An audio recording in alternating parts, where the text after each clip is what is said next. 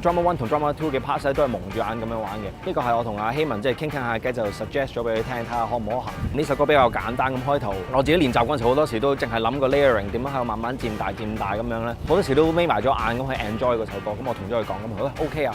咁但係冇諗到咧，原來真係蒙住眼咧，同自己眯埋眼係好唔同。因為蒙住眼咧係你想開眼嗰陣時都開唔到咯。估究竟塊踩喺邊度啊？同埋因為琴日瞓得好少，跟住我又戴咗耳塞啦。第一唔係好聽到佢哋講嘢啦，第二完全冇咩光咧，係好眼瞓嘅。一路拍嗰陣時，好有嗰種與世隔絕嗰種感覺啦。又唔知佢哋講緊咩，跟住又要人哋帶我呢塊踩喺邊度，呢塊踩喺邊度，或者除鞋啦咁樣。但係好好玩我覺得。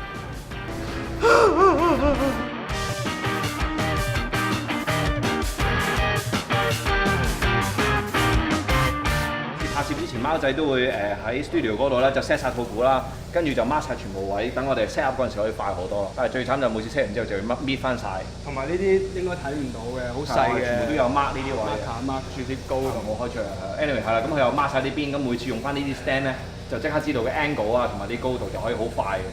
雖然而家我哋已經係 behind schedule， 希文鬧緊我哋已經，但係 it's OK。佢有個喺希文喺度。我以為呢個係 Jake， 仲有半個鐘啊！希文好好，希文唔鬧我哋嘅，希文係咯，仲幫手添。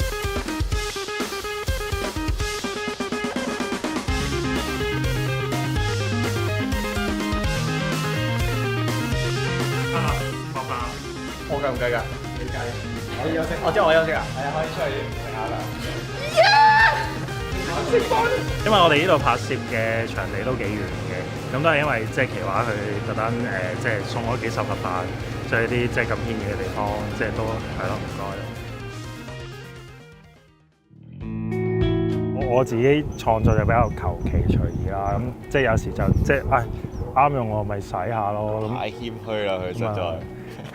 咁之後咁啊，同阿 Alan Jam 話：喂，不如我哋係咪可以 improvise 啊？即係用下啲 props，例如囚犯有個鐵根咁樣，拍之前有嚟睇景嘅。咁就同 Alan 有啲試勻成間屋，即係邊啲聲比較特別啲咁樣。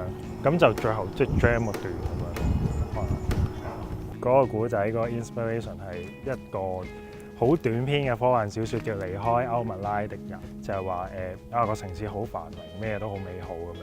只有一樣嘢啫，佢喺一個地下嘅爐室入邊就韞住個僆仔係受苦嘅。啲城市嘅人即係好多都唔會去理呢個細路啦。咁有啲小朋友咁可能童心未泯咁樣，咁就會去探呢個受苦嘅小朋友咁樣。咁但係佢哋都冇乜嘢可以做到，就係因為佢知道一放呢個僆仔出嚟咧，個世界就會毀滅。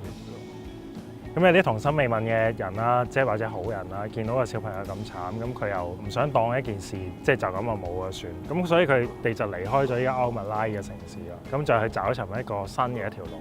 咁我作者講得好 ambiguous， 即係佢冇講話咁究竟係點樣，佢冇講。其實呢個只不過係一個思考題咯，即係總之而家個世界咁好，但係有一啲人受苦啊嘛，咁即係大家嘅反應係點？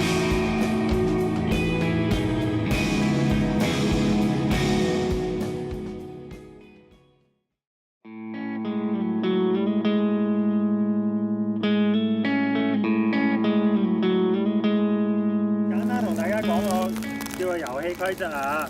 咁陣間咧，我哋呢個拍子機咧，一開始係會喐嘅，咁喐就會聽到有啲聲啦。我會 Q 你嘅嚇。咁喐嘅個拍子機喐嘅時候咧，就代表你哋全部都可以喐。當嗰個 CCD 即係呢個監視器咧係一把槍嚟嘅，喺度不停咁喺度掃掃。咁當個拍子機停，我就會嗌拍子機停啦。咁大家嘅 motion 就 freeze 㗎啦，即係個停滯啦喺度。知啊，大家翻返嚟啊！